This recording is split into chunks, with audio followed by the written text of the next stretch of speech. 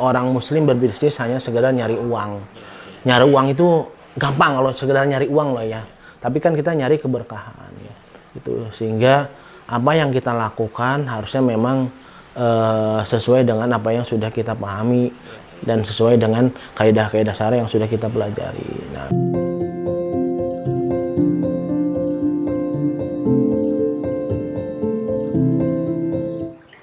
Assalamualaikum para Sultan. Oke, kita sekarang ketemu lagi di channel kebanggaan kita, Bogor Berkah. Itu channel tempat wadah bagi para pengusaha yang akan memulai usaha atau yang ingin terinspirasi dengan para pengusaha. Nah, kali ini kita kedatangan tamu yang luar biasa, Imut-Imut, pemilik Mumtaza Group. Nah, kita akan mengenal lebih dekat lagi dengan Bos Ramdhani. Nah, ini orangnya. Gimana, Bos? sehat-sehat. Alhamdulillah. Waalaikumsalam warahmatullahi wabarakatuh. Itu Mumtaza ini udah terdengar gaungnya ini luar biasa nih, Bogor kan. Santero Ciomas. Santero Ciomas dan ya di dunia lain gitu. Ya, kita lihat kan, imut-imut begini. Dulu saya tuh mengenal antum tuh mungkin lebih dari 12 tahun lalu ya. Ya dulu masih sebesar ini, sekarang sudah segini usahanya bukan Badannya. itu isi efek ya, kalau ini efek gitu. Ya, gini Kang Ramdhani, Mumtaza ini apa sebetulnya? Soalnya saya mendengar dulu Mumtaza itu kalau nggak salah di bimbingan belajar ya, sekarang kok merambah ke macam-macam ini, ada apa ini Pak Kang Ramdhani? Siap. Bismillahirrahmanirrahim. Bicara Mumtaza, awal kenapa kok kami menamakan brand usaha kami Mumtaza itu memang inspirasinya dari putri pertama kami. Putri pertama kami beri nama Hana Mumtaza Kaisinda. Mumtaz kan dari bahasa Arab yang artinya memang sempurna, ya, maksimal, perfect lah ya. Jadi inspirasinya kami ingin di setiap usaha kami bisa memaksimalkan ikhtiar. Itu makanya itulah mungkin sedikit kenapa kok kami memberi nama Mumtaza dalam brand usaha. Jadi impiannya itu Mumtaza itu maksimal, betul. Ya kan, big size gitu ya. Nah, that's right. Big size. Betul. Oke. Mumtaza, kita maksimalin obrolan kita. Ini banyak juga para pembelajar di channel kita ini yang ingin tahu nih Mumtaza, yang ingin berbisnis dengan apa? Mumtaza ya, banyak yang ingin berkolaborasi juga dengan antum. Betul. Mumtaza ini sebenarnya bidangnya apa aja sih selain yang saya dengar tuh bimbingan belajar dulu itu? Yang utamanya memang Mumtaza itu saat ini usahanya di bidang pendidikan dan catering. Jadi pertama di bidang pendidikan karena memang basic saya itu dulu dosen. Dan apa ya, hati kecil ini susah gitu ninggalin namanya aktivitas ngajar. Nah, akhirnya dari situlah kami buat bimbingan belajar bernama Mumtaza Educare. Gitu. Nah, jadi satu sisi passion antum mengajar itu terpuaskan betul. Maisah juga dapat betul. Gitu kan. Karena memang ngajar itu ininya lain, kepuasannya lain. Ketika buat anak murid-murid kita pinter, tiba mereka datang kemudian ngasih kabar, Pak dapat nilai bagus, Pak saya udah bisa, ini luar biasa kepuasannya lah. Kepuasan tersendiri ya. Jadi memang mengajar itu pengabdian. Nah, betul itu. Ini bisnis adalah sesuatu yang lain, dunia lain ya. Luar biasa ini. Saya pikir perlu dicontoh oleh pembelajar-pembelajar kita. Jadi kalau pengen yang tidak bekerja itu tidak harus berhenti untuk menjadi pengusaha. Jadi gara-gara jadi pengusaha, pekerjaan mengajar itu terhenti ya kan. Ini satu yang agak sedikit salah gitu ya. Jadi sebenarnya awalnya tuh passionnya tuh kemana itu? Jadi tiba-tiba mengajar kok kenapa? Awalnya kan memang dari ngajar kan ya. Kebetulan saya punya hobi makan. Nah, dari hobi makan itu setiap kali saya berkunjung ke tempat makan itu ada keinginan untuk gimana caranya buat makanan itu. Nah, akhirnya tercetuslah untuk membuat unit usaha di bidang kuliner. Berawal memang dari catering ini nggak langsung ke catering ya. Kami coba buat warung makan. warung makan memang spesialnya ayam bakar dari situ. Nah, dari situlah mulai akhirnya kami kembangkan. Justru beberapa tahun, sekitar 5 tahun ke belakang lah, akhirnya kami coba mempelajari bagaimana kita memfasilitasi catering untuk di event, terutama event wedding. Jadi selain wedding, memang kalau catering itu bisa juga di event-event acara kantor atau acara-acara kayak tasyakuran dan lain-lain lah. Nah, akhirnya memang warung makan yang kami rintis itu akhirnya kami stop karena kami putuskan untuk fokus di catering di event. Gitu. Jadi awalnya memang semacam rumah makan gitu ya. Betul, justru dari situ. Makan Sunda atau Sunda, jadi khusus ayam di bakar. Bogor Kami punya awal ya? spesial apa namanya sambal Oh, gitu, dan khas ayam bakar kami ini ayam bakar apa namanya bumbu Bali. Wah. Nanti kebetulan saya nggak bawa, Wah, nanti itu. saya bawa. Iya, iya. Next lah ya. Iya, Ini oke, saya boleh pasti. nanti diundang lagi nggak ya? Diundang nanti, kita minta diundang Siap. makan sama kru nih. Jadi gitu. Oke. Itu bisnis lain, ada nggak bisnis lain selain itu Mumtazah, bidang lain gitu, misalkan penjualan? Dia memang khusus itu aja. Ya, untuk saat ini memang kami fokusnya di dua itu. catering, ya. Sebelumnya memang sebelumnya kami pernah lah coba bisnis karena memang kadang bisnis itu ada yang bisnis yang sifatnya musiman. Ya, Nah, kami juga pernah coba terjun ke bisnis seperti itu. Jadi kami pernah punya usaha kebab. Kebab itu sama karena saya senang makan kebab, akhirnya ketika beli kebab itu saya buka itu isi kebab apa sih isinya, kami coba racik dan alhamdulillah akhirnya kami coba buat sampai ada 12 gerobak waktu itu. Biasa pakai gerobak. Jadi jualan memang pakai Nah, gerobak. Jadi ya. kita bikin di biasanya teras-teras Indomaret, di kantin sekolah gitu.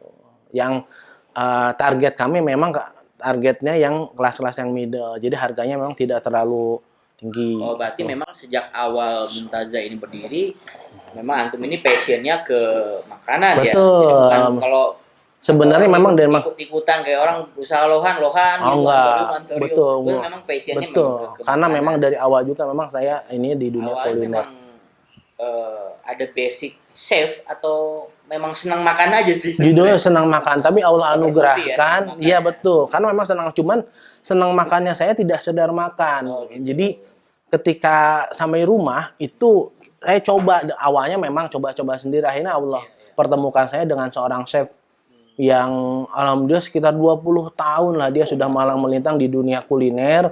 Akhirnya dari situlah kami bekerja sama untuk kerja bareng untuk buat usaha catering gitu. Jadi biasanya kalau ada makanan baru saya datang bawa nih, kita coba, kita racik bareng-bareng gitu sih. Oh gitu. Ini saat ini nih, ya kan, banyak nih para calon sultan yang pengen belajar gimana sih caranya untuk memulai satu usaha kuliner ini, bagaimana awalnya? Betul. Apa kita meng-hire orang karena kita ada passion memang ke bidang kuliner atau makanan, tapi kita nggak bisa masak nih. Jadi gimana caranya bergabung dengan komunitas-komunitas seperti itu awalnya gitu? Karena banyak memang pengusaha yang baru memulai usaha ini pengen ke bidang makanan karena memang nggak ada matinya nih makanan, semua orang setiap hari makan. Betul, Ya kan? betul. Ya, kita pengen nih kasih tips atau awalnya tolong bisa ceritakan bagaimana sih memulai usaha di bidang kuliner ini. Betul. Kalau menurut saya, kalau ingin terjun di dunia kuliner, pertama memang harus senang di dunia kuliner. Minimal senang jajan, senang makan. Karena memang kalau nggak senang seperti itu agak susah.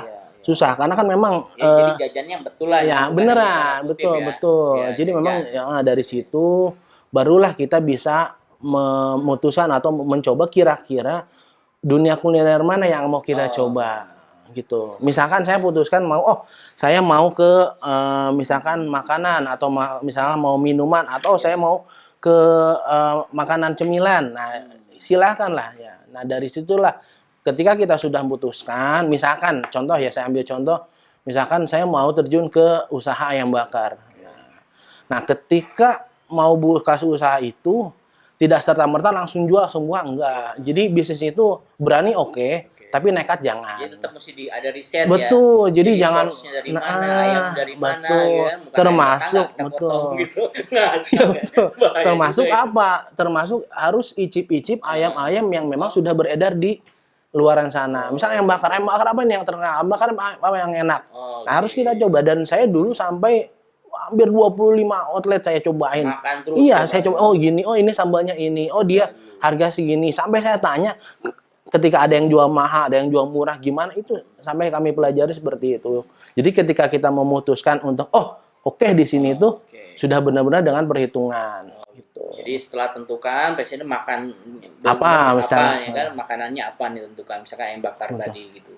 Baru antum riset dulu tuh ya. Betul, jadi Resource-nya dari muter mana. kira-kira apa. Terus awal permodalan bagaimana yang mesti dilakukan? Nah, untuk permodalan, untuk pemula, saran saya jangan dulu langsung sewa misalkan ruko, so apa biar pengen kelihatan, oh jangan. Nah, kadang buat pengusaha pemula kadang harus dari nol, ya. kadang apa ya, kadang ego yang dinaikkan dulu, padahal ya nggak kayak gitu. Jadi apa ya, bahasa kami ya harus berdarah-darah dulu lah. Berdarah dalam artian apa?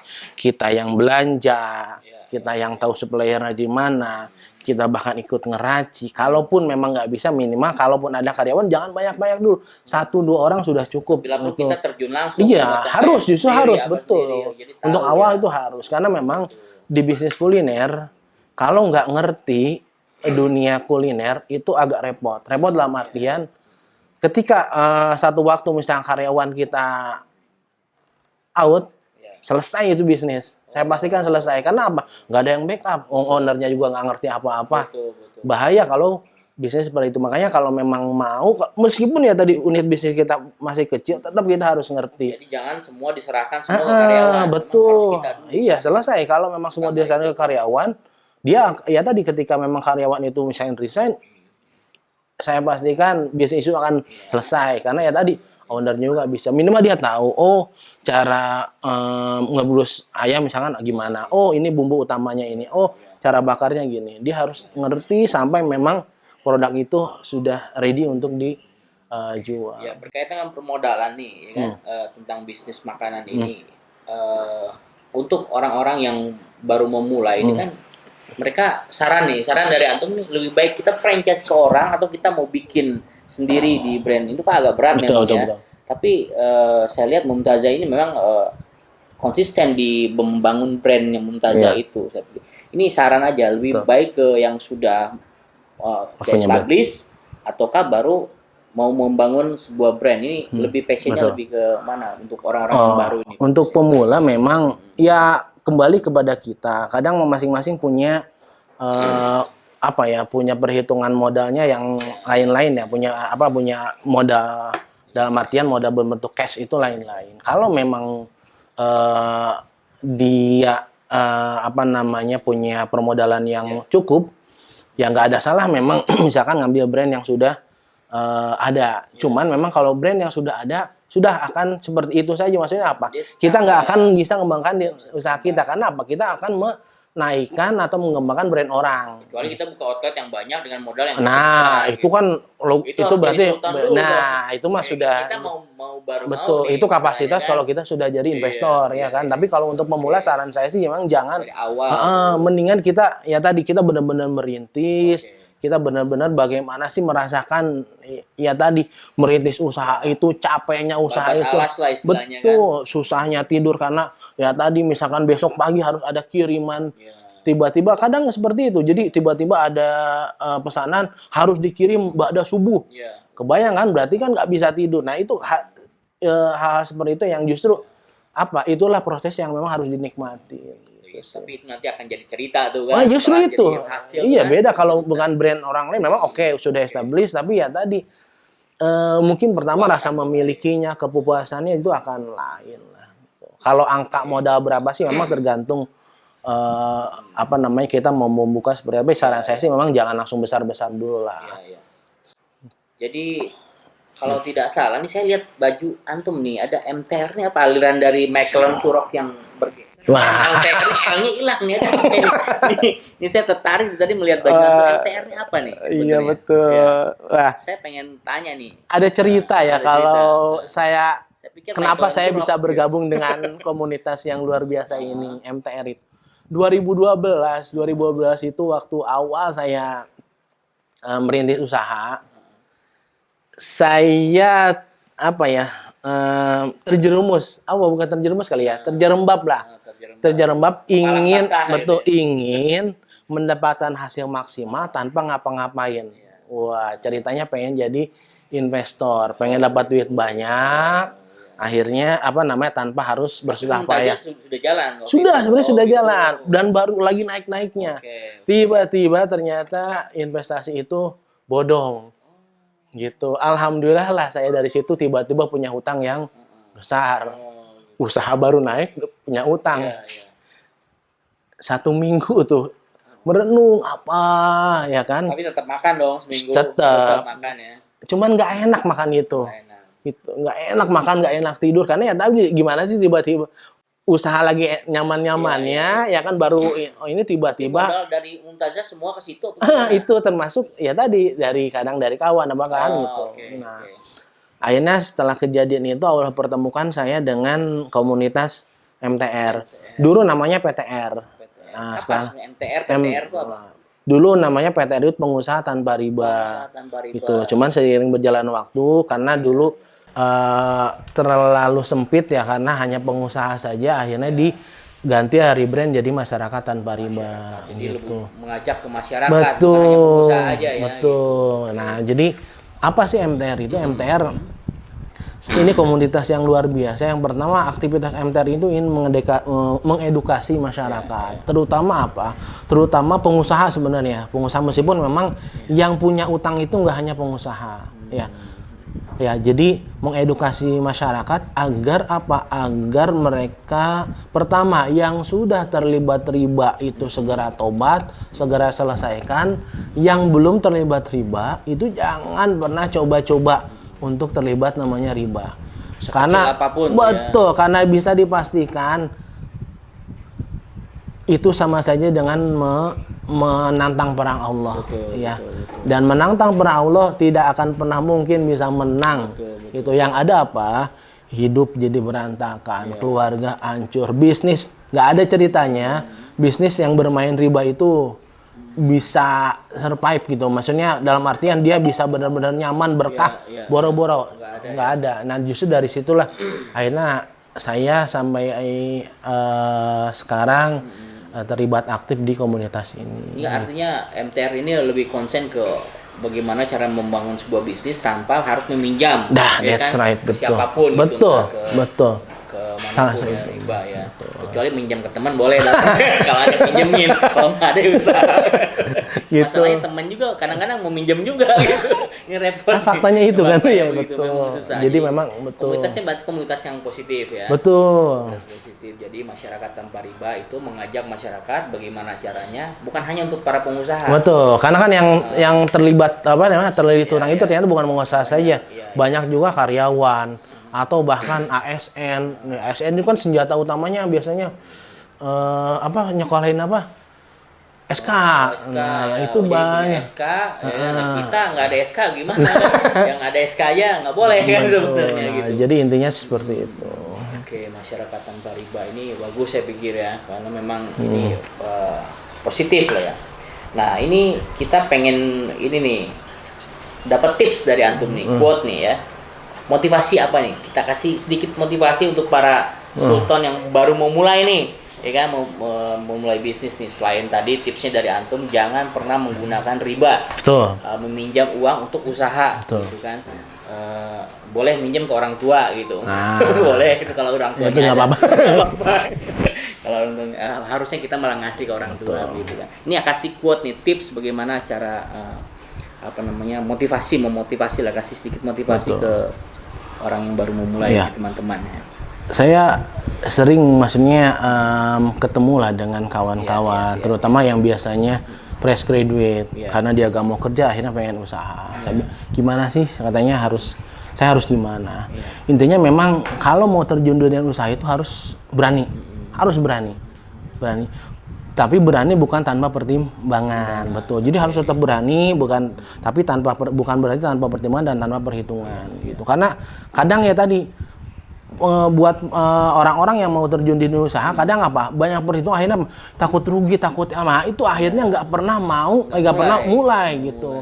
Harus berani mulai. Nah, justru sempurna itu dengan proses gitu. Jadi Maka intinya usaha yang akan berjalan adalah usaha yang langsung dilakukan. iya, mulai Jangan dulu banyak berpikir ya. betul. Nah, jadi harus berani mulai dan apa untuk mengembangkan memang perlu ilmu. Nah, jangan pernah berhenti untuk belajar. Karena dengan belajar kita tahu, kita bisa mengaplikasikan bagaimana sih bisa mengembangkan usaha yang sedang kita geluti gitu. Jadi kita selain belajar apa yang sudah kita lakukan, kita juga perlu Oh juga iya, dapat betul. masukan di orang-orang yang sudah Betul, sukses kan di betul. bidang itu yang kita mau. Betul. Harus itu harus. Jadi jangan merasa sudah pintar dan merasa kepedean kita tuh orang paling hebat di usaha itu enggak. Jadi tetap harus belajar, belajar dan belajar. Oke, kembali ke masa pandemi nih sekarang ya kan. Ini untuk usahanya ini di bidang kuliner tentunya berkaitan dengan event apa Iya. nih sekarang nih ada batasan-batasan nih. Ini pengaruhnya apa nih ke bisnis antum sekarang? Jadi Iya. harus ini banyak juga soalnya kawan-kawan yang tanya, bisnis saya sama nih sama Kang Ramdhani nih. Sama buka event dan sementara event nggak boleh dibatasi kan. Nah, ini ada tips-tips khusus bagaimana cara menyiasati supaya Betul. perusahaan tetap berjalan, karyawan tetap Betul. dapatkan salary, bagaimana nih? Betul. Iya. Tips ya. Jadi di masa pandemi memang yang paling dipukul pertama kali memang orang-orang yang bergelut di dunia event. Kami itu dari bulan Maret sudah di close untuk membuat acara tanda kutip acara yang besar ya. Jadi benar-benar di close kan memang sekitar April sampai Mei lah. Kalau Mei kan memang bulan puasa biasanya kami ikutan puasa gitu. Nah, Masa belum puasa nggak iya kan? Maksudnya ikut puasa itu ikut puasa event. biasa Nah, kan nggak ada event siang-siang siapa yang mau? Betul. Nah, akhirnya kami ngobrol lah dengan teman-teman vendor untuk ini kira-kira gimana sih menyiasatinya. Karena kan memang terutama di catering itu beban di belakang itu gemuk, banyak. Nggak kayak apa namanya, karena apa? Di event itu, satu event besar itu saya harus minimal melibatkan sekitar 40 sampai 50 orang. Untuk untuk yang masak, untuk yang di lapangan, untuk yang pasang, untuk yang waiters itu sekitar 30 sampai 40 orang. Jadi memang awal-awal terasa lah ininya. Nah, akhirnya kami buat alternatif. Alternatif dalam artian apa? Gimana caranya event ini tetap bisa berjalan? Gimana caranya agenda pernikahan yang sudah dijalankan tetap bisa terlaksana? Nah, akhirnya kami buatan paketan nikah itu untuk akad nikah saja. Skala kecil. Skala kecil. Memang secara punten, secara potensi keuntungan memang relatif lebih kecil dibanding dengan ini. Tapi apa? Itu salah satu upaya kami, ya kan? Betul. Untuk bagaimana bisa tetap mendapatkan proyek acara ya. Jadi kita buat paketan untuk acara akad nikah yang hanya bisa dihadiri 50 sampai 100 orang. Gitu. Betul. Nah, kemudian untuk menyiasatinya catering gimana? Catering itu ya kami buat protokoler yang memang untuk memaksimalkan ikhtiar lah ya. Kalau memang misalkan di acara itu tetap mau ada prasmanan, nanti kita buatkan protokol tertentu. Atau memang kami buatkan juga alternatif lain. Jadi sekarang itu lagi eranya ketika datang nikahan nggak makan, tapi kita siapkan hampers. Oh gitu, jadi kayak besek. Berkat ya.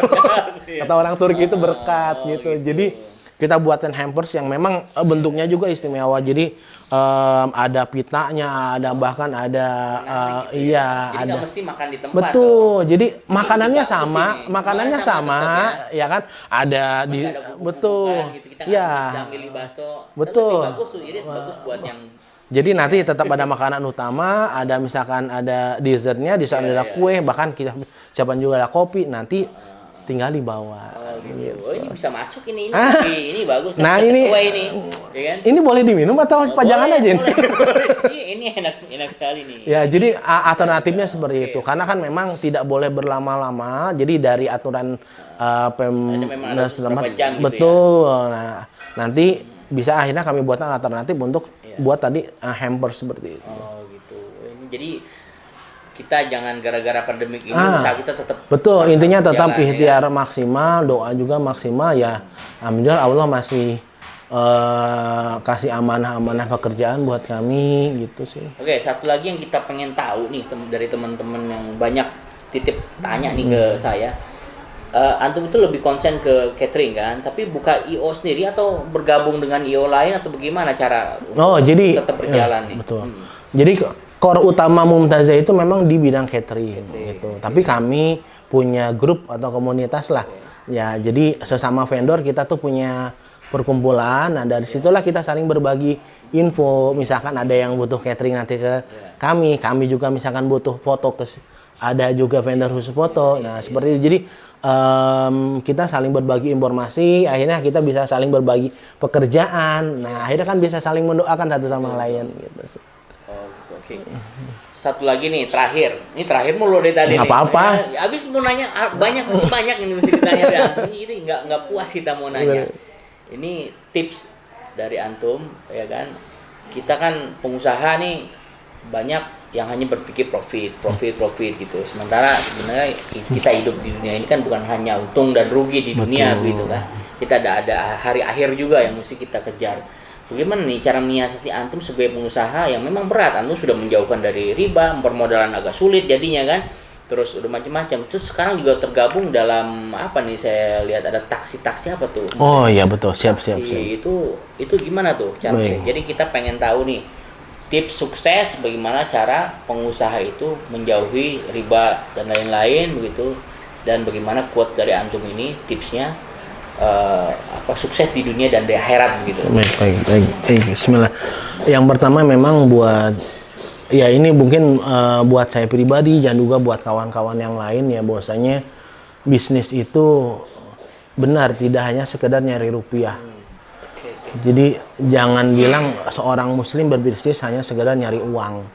Nyari uang itu gampang kalau sekedar nyari uang loh ya. Tapi kan kita nyari keberkahan ya. Itu sehingga apa yang kita lakukan harusnya memang sesuai dengan apa yang sudah kita pahami dan sesuai dengan kaidah-kaidah syara yang sudah kita pelajari. Nah, makanya pertama kalau mau berbisnis, saran saya pertama ya tadi selain berani untuk memulai, juga harus ditopang dengan pemahaman yang mumpuni. Pemahaman dalam artian pemahaman bermuamalah, karena banyak orang yang terjun bisnis ternyata pemahamannya masih bukan apa ya, jadi nggak mau belajar lah intinya. Yang penting gua tadi betul. Jadi hanya mencari profit ya, betul. Padahal kan nggak seperti itu. Nah, justru dengan semakin kita belajar, semakin kita tahu, justru itu yang akan ngerem kita kalau ada sesuatu yang memang bertabrakan. Kayak misalkan kami kadang dapat proyek dari misalkan perusahaan ya. Nah, kalau mau deal, saya harus masukin uang dulu sekian 100 juta. Kayak riswah gitu. Loh, kalau saya nggak belajar, kalau saya nggak ngaji, akan saya ambil untungnya lebih gede. Logika dasarnya gitu. Iya kan? Untung dibandingkan uang yang saya keluarkan dengan feedback yang saya dapat itu kecil. Tapi kan apa? Karena saya ngaji, saya belajar, saya terus belajar, saya tahu kayak gini tuh nggak akan berkah. Jadi tahu dulu sebab akibatnya. Nah betul, gitu kayak gini tuh nggak akan berkah. Nah akhirnya kan nggak akan kita ambil meskipun secara rupiah, siapa yang nggak tergiur. Nah justru dengan tadi kita belajar hal-hal yang memang nanti mungkin kita lakukan itu akan ada remnya. Gitu. Nah termasuk memang saran saya, bolehlah misalkan kita bergabung dengan komunitas bisnis. Komunitas bisnis juga memang banyak lah ya. Ini saya jelaskan juga kebetulan yang saya bergabung saat ini. Nah ini buku merah. Buku merah ini memang sering kami bawa ketika kami berkunjung ke pengusaha, ketika kami misalkan silaturahmi ke kawan-kawan ya. Nah ini kenapa kok kami selalu ingatkan bahwasanya kalau mau mulai usaha jangan mulai dengan utang, apalagi utang riba, ya. Karena dipastikan ketika usaha kita mulai dengan utang, terutama utang riba, itu nggak akan pernah berkah. Ada aja cara Allah negurnya. Kalau pakai uang riba itu kita membangun bisnis dihancurkan di awal. Sudah jelas dari awal saja sudah salah. Bagaimana mungkin kita bisa mencari keberkahan ketika dari awal saja sudah salah gitu. Jadi jangan coba-coba bermain dengan namanya riba. Permodalan itu ya memang modal berbentuk cash itu memang penting, tapi bukan hal yang utama kok. Maksudnya kita nggak punya cash keras itu bukan berarti kita tidak bisa memulai usaha. Kita masih bisa usaha keras. Betul, iya kan? Allah kasih potensi luar biasa kok kepada kita gitu. Jadi, nah ini buku merah ini sering kami bawa, sering kami jadikan sebagai hadiah. Ini ada banyak sekali. Iya, betul. Jadikan kami hadiah untuk sebagai apa ya? Jadi sebagai pengingat juga buat para pengusaha yang sudah terjerat riba atau pengusaha yang mau coba-coba akhirnya mulai dengan permodalan dari ribawi, itu bisa kita ingatkan. Akhirnya kan dia tidak memulai dengan riba, itu akhirnya kan coba untuk alternatif lain. Banyak lah alternatif kan. Kita bisa juga, kita kan punya teman banyak ya. Betul. Jadi modal itu kan bukan hanya cash, link, ya kan? Itu loh banyak jaringan. Dulu iya, kan, jadi ya tadi memulai bisnis itu ya banyak lah. Jadi nggak harus saklek dengan permodalan sendiri besar, jangan. Jadi jangan di mindset kita mau usaha harus ada uang dulu. Betul. Ya kan, mau buka usaha. Nah, apalagi akhirnya memulainya dengan utang itu, nah ini berat. Kenapa? Kalau usaha mulai dengan utang, nanti biasanya setiap bulan itu fokus utamanya adalah bagaimana bisa membayar utang. Akhirnya apa? Otaknya itu udah terkungkung duluan, boro-boro buat mikirin ngembangin bisnis. Jadi di otaknya nggak ada. Iya, akhirnya kan, deadline, ya kan, deadline bayar utang, dan itu sering kejadian. Dan kawan-kawan saya di MTR itu rata-rata memang banyak yang memang berawal dari utang itu ngeri. Banyak juga yang hijrah ya, mantan-mantan para ribawi. Luar biasa, ada yang bunga utangnya aja bisa sampai 500 juta. Bayar bunganya aja loh. Udah jadi bunga bangga itu. Nah, kayaknya Masya Allah, gimana dia mau tidur. Akhirnya anak-anaknya nggak pernah jadi masuk ke rumah itu kayak jadi anak-anak lihat bapaknya datang ke rumah itu kayak lihat monster. Gelap. Iya, karena takut saking ya tadi pusingnya akhirnya itu. Dan alhamdulillah setelah bergabung dengan betul ya kan? dikasih jalan, dikasih edukasi bagaimana untuk bisa terlepas dari itu. Alhamdulillah sih sekarang banyak lah kawan-kawan yang memang akhirnya terselesaikan masalah ribawinya. Nah, kemudian satu lagi yang kami ya tadi kan, selain ya tadi saya bilang kan kita nyari keberkahan dari usaha ya. Nah, di setiap usaha itu memang ya tadi kami sisihkan lah dalam artian ini untuk sebagai wujud syukur kami. Makanya kebetulan saya bergabung dengan komunitas, banyak lah sebenarnya komunitas yang memang sudah kami ikuti. Pernah saya gabung juga dengan namanya Si-Jum, Nasi Jumat. Ada juga namanya Panasbung, pasukan nasi bungkus. Nasi bungkus, Panasbung. Nah, dan sekarang kami juga bergerak sebutan dengan kawan saya juga, seorang ustadz, membuat program namanya Taksi Berkah. Apa tuh? Singkat taksi itu kotak nasi berkah. Kotak nasi, saya pikir taksi mobil. Taksi itu kotak nasi. Nah, kotak nasi itu apa? Memang ini apa ya? Semacam kontribusi kecil kami di setiap hari Jumat, yang memang hari Jumat itu kan memang hari yang luar biasa ya.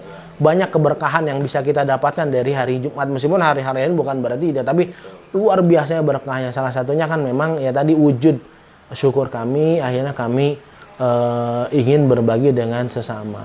Jadi kita selain jadi pengusaha, kita juga pengen ada rasa memberi, cuma nggak ada wadah nih. Kadang banyak juga kawan-kawan yang pengen ngasih, takut ngasihnya tuh salah ke siapa. Ini wadah ini bagus dong. Jadi teman-teman yang mau ngasih ya kan bisa ke taksi ini. Taksi Berkah. Taksi ini merupakan kendaraan Masya Allah tuh. Bisa usahanya tambah berkah lagi ya kan, bisa hubungin Kang Ramdhani ya gitu. Baik, kayaknya menarik nih, cuman ya kita nanti lebih banyak belajar lagi. Alhamdulillah kita sudah dapat banyak pembelajaran sudah dapat dari antum ini.